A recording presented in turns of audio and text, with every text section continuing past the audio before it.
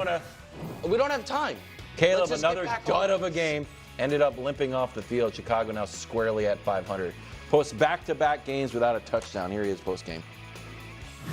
I landed wrong and just kind of tweaked it in the last play. The dude grabbed my ankle and gator rolled and tried to get off of it because when you stay on it, that's when bad stuff starts to happen. Do you sense you're okay? Yeah, I'm okay. Yep. Do you feel like maybe you shouldn't have been in the game at that point? It's not my decision. You fight to the end of the game. If you're in the game, if not, coach makes a decision like that. You have to deal with it. Okay, your reaction to everything. All right, so listen, let me say on the front end, Caleb last couple weeks has played worse than he did the previous few weeks. You would like the progression to be like this. Instead it was this, then this, and now it's like, that. I'm trying to get it on camera. That part's not good. But right or wrong, the team has told you they are done with the coach. I don't know, there are two instances from yesterday that happened in the first half of that game where it's like, oh, the team's out. So one is everyone saw, which was you just lost a game because of end-of-half, end-of-game execution. Mm-hmm. So let's give up, according to Barnwell, the longest end-of-half run in NFL history. Just the regular give-up draw play touchdown when it was still a ball game. But then, Greg, there was also this. 4 minutes into the game, Caleb's running around, offensive line can't protect him, Caleb's trying to make magic. Watch DJ Moore. We'll spot shadow him. Now, maybe DJ thinks the play's ending. Watch him. This play goes on for a while, by the way. DJ's not even watching. Wow. DJ just goes He just goes and sits down. So, I know that was second down, by the way, and I think DJ got, kind of tweak something on the play, but you can't do that. Yeah. That's a team that's out on the staff. Oh, well, you can see, Yeah, but you can't do that. So that's the staff's fault. I don't know how whose fault is it? I don't know. You could look at that as out. I know he's not totally out on the quarterback, but how can that be out on? What did Caleb do wrong? Here's what I'll say: Caleb right now isn't that good. Now, I think he's shown enough to believe he will be a good player in the future. Yes. Right now, he's not that good. That's fair. He's a rookie. So the only problem is you have Jaden Daniels and last year C.J. Stroud looking like great as rookies, so it looks harder on Caleb. But he's playing like a regular rookie, even one that's going to be really good. So he's up and down. But I don't know that I agree that they're out on the coach because of that. They're firing them. I think, they probably will. But I definitely think they're out on the coach. Look, Caleb didn't play good. Defensively, when you start to see a really good defense give up a play like that before the half, they're shutting it. They didn't look like it's screaming, we're not playing for this guy anymore. That is inexcusable. No effort to go get the ball carrier. Eberflus has lost this team. Yeah. Period. It's evident. Anyone with eyes can see that. Seemed like they were mad that he didn't take more accountability for the Hail Mary stuff. It all got put on Tyreek, who obviously was a clown. But that it seemed like... All right. Well, kind of funny how, this is a pretty short clip, I'll be honest. But okay, let's talk about this. Everyone's kind of piling on Caleb and stuff like that. And you do have to admit that he's not playing well, despite... Right, we can keep blaming the O-line, we can keep blaming coaching and all of that. It's absolutely undeniably a part of it.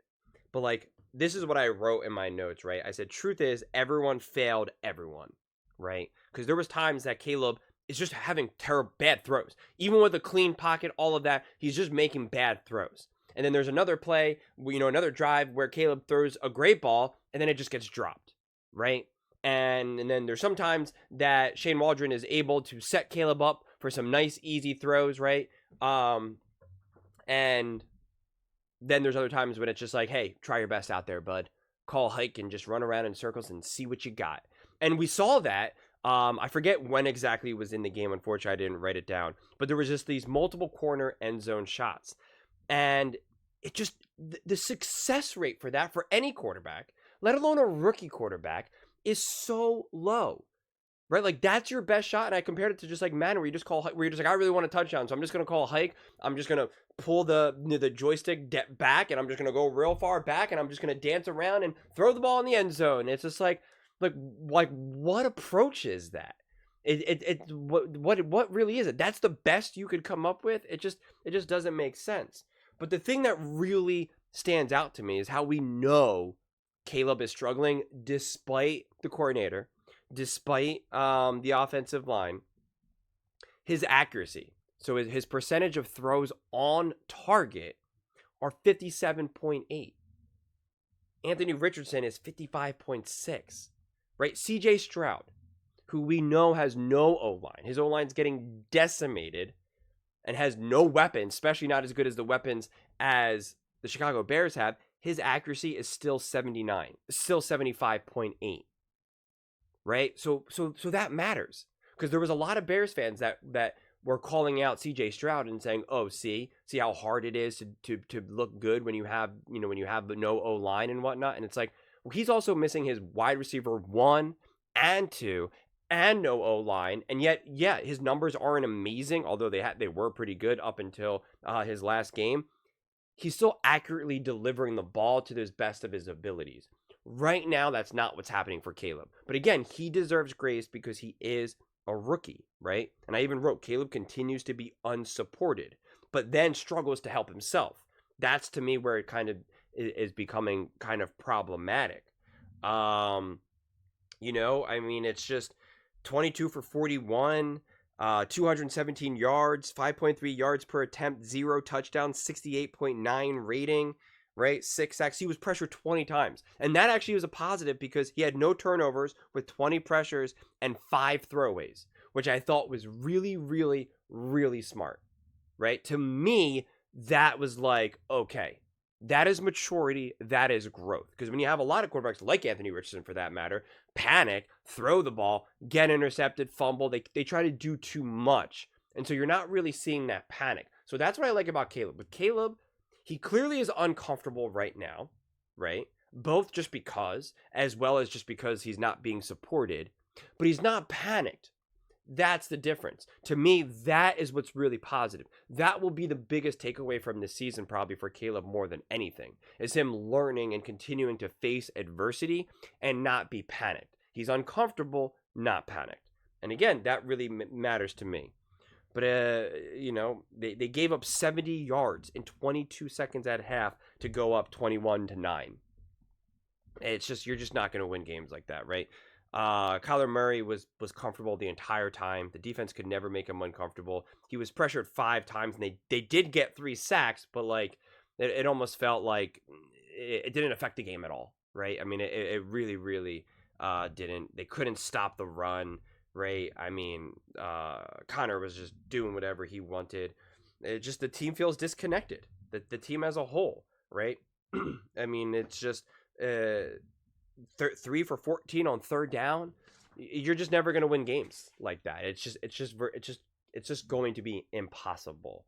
So what it feels like is that the Chicago Bears will eventually clean house coaching wise. Where they go from here in terms of who they get to hire, I don't know. A lot of people think that Ben Johnson is a possibility.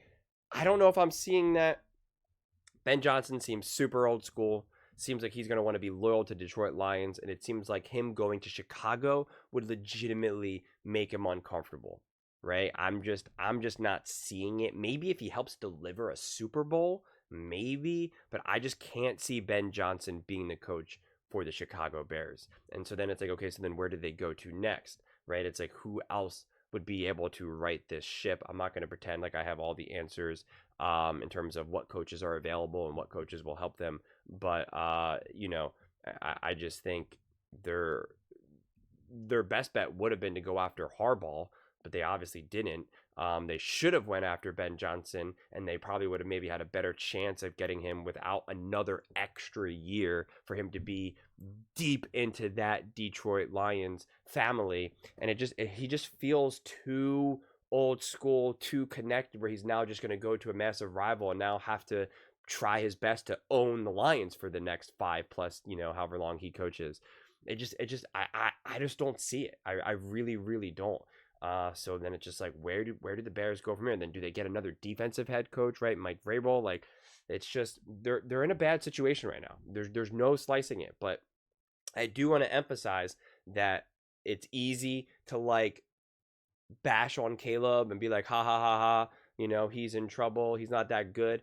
That I disagree with, because I do think he shows not only enough production on the field, but then also the intangibles that I would still feel really comfortable and confident having Caleb be my quarterback for the next, you know, X amount of years. So at the very least, that is the biggest silver lining.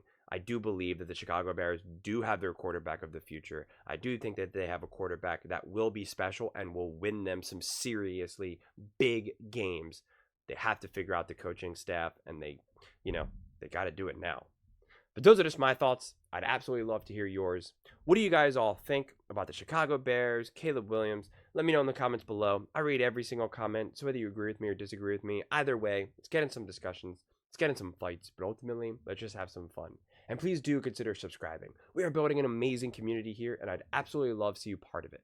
I want to build something that we all genuinely feel connected to, something that we're really excited to be part of. I think we're well on our way to doing it. And please don't forget to give this video a thumbs up, as it really does help with the visibility and the algorithm. Thank you so much, and see you next time.